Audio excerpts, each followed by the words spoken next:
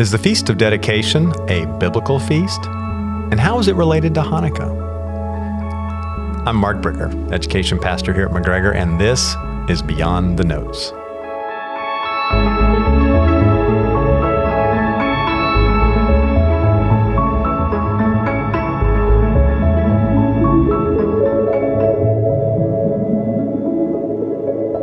This past Sunday, as we continued in our study of the Gospel of John, we hit what I'll call a time marker.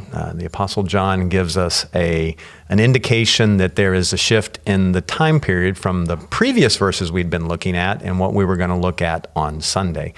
And that time marker he uses is he identifies that Jesus was in the temple at the Feast of Dedication. The Feast of Dedication. So what is the Feast of Dedication? Well, the Feast of Dedication is what we now call Hanukkah, or the Festival of Lights. And I didn't have a lot of time to go into detail on Sunday about how the Feast of Dedications came about. You know, is it a biblical feast? What is it all about? And how is it connected with Hanukkah? So I thought we'd take a little bit of time today and kind of break that down and go a little bit deeper. Now, we know that the Feast of Dedication is known as Hanukkah, or the Feast of Lights. And the reason it's called Hanukkah is Hanukkah means to dedicate. So it makes sense if we're calling it the Feast of Dedication that it would be called Hanukkah. Now, it takes place every year on the 25th day of Kislev, which is according to the Jewish calendar. So let me read the passage in John that we looked at Sunday that referred to the Feast of Dedication. It's John chapter 10, verses 22 and 23. At that time, the Feast of Dedication took place at Jerusalem. It was winter, and Jesus was walking in the temple in the colonnade of Solomon. So let me begin by what the feast is not. The feast is not an authorized feast by Hebrew Scripture. In other words, God gave the Israelites 7 feasts that they were commanded to celebrate. The Feast of Dedications is not one of those 7. In fact, there's no mention of the Feast of Dedication or Hanukkah at all in the Old Testament. And the reason is because it came about after the Old Testament period had been completed, but before the New Testament had started. And so it's not so much a religious festival as it is a historical festival, maybe somewhat comparable to our 4th of July here in America. Now, how did it come about? It came about because of a conflict. And the history behind this holiday goes back to 198 BC in the Syrian Empire and with King Antiochus Epiphanes III, who took over Judea and Samaria. And Antiochus III was pretty tolerant of the Jews, allowing them to keep much of their customs and practices and their religion just as it was.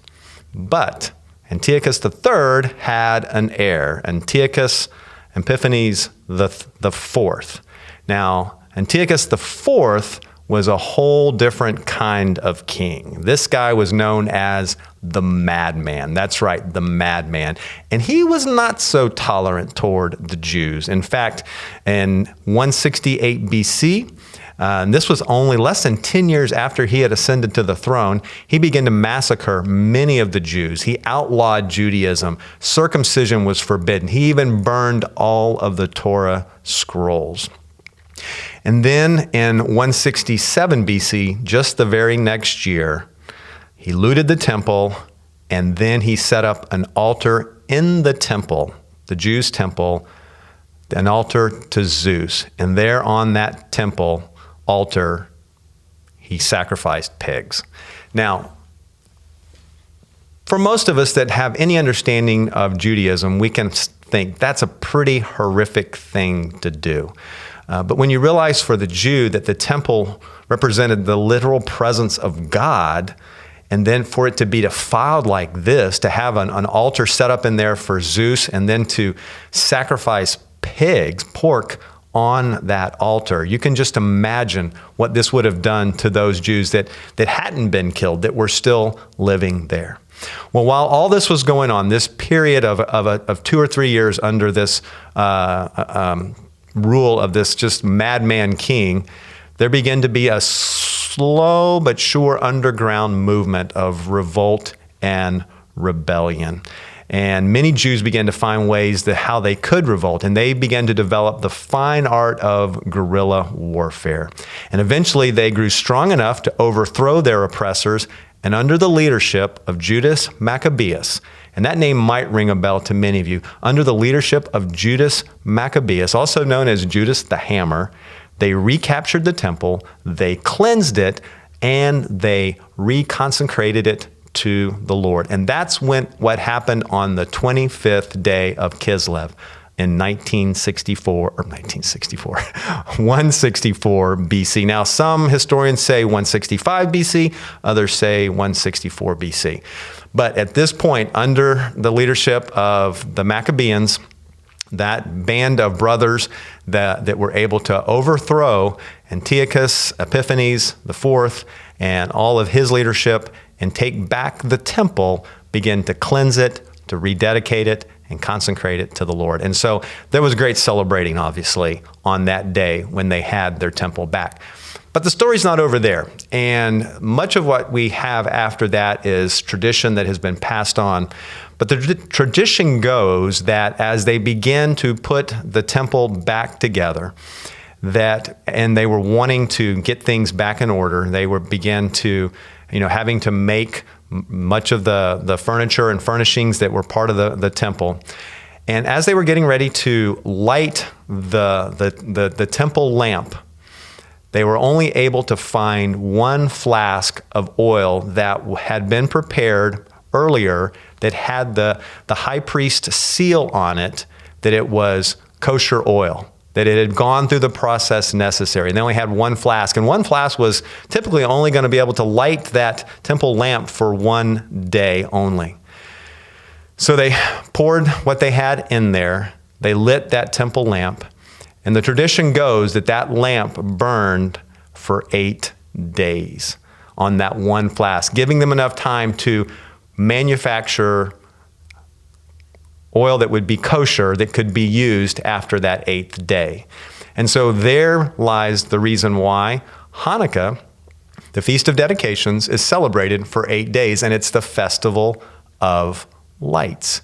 And that's why even still to this day, many Jews light a candle on each of those 8 days of Hanukkah. Now, again, I'm not Jewish. Don't even pretend to be Jewish. So there's probably a lot of things I'm leaving out and some of the background, but you get an idea of the significance of what had happened. And so the Jews were celebrating that day, not just that they were no longer under the control of this madman Syrian king, Antiochus Epiphanes, but also the miraculous lamp, the fact that the lamp stayed burning for 8 days. And that's why they celebrated the Feast of Dedications.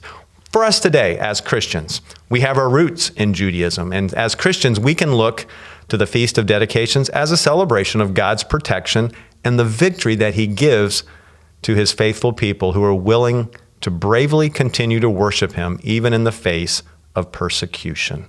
So there's a little bit of the backstory of the Feast of Dedication, and even to this day, that's still celebrated by many Jews, known as Hanukkah.